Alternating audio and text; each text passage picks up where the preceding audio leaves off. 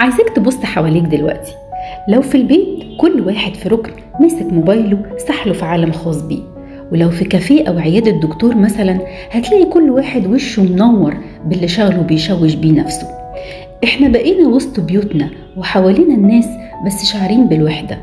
لو ركزت انت بتقضي وقت قد ايه على ابليكيشن وسائل التواصل الاجتماعي، وفي نفس اللحظة اللي بتبعت رسالة لحد وهو بيرد عليك، انت شاعر بوحدة شديدة.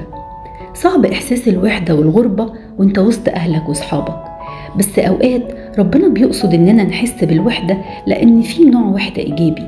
أيوة، الوحدة الإيجابية بنشوفها لما موسى قضى 40 سنة لوحده في البرية، وبعدها ربنا استخدمه ينقذ شعبه ويخرجه من العبودية.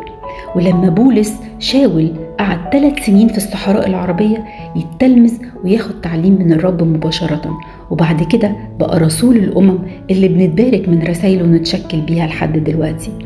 المسيح نفسه قعد 40 يوم في البرية قبل ما يبدأ خدمته على الأرض، وبعدها بدأ خدمته اللي كانت مليانة بالعجائب والمعجزات وقلب فايض بالمحبة للبشر، والكل كان بيتعجب من قدرته وعظمته وعمله الخلاصي لكل البشرية لحد دلوقتي.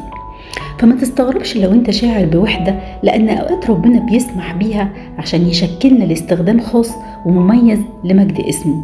ولو حسيت بغربة ووحدة وانت وسط الناس، افتكر ان مبادئك وقيمك وسكتك وخدمتك ومواهبك مش شبه أي حد.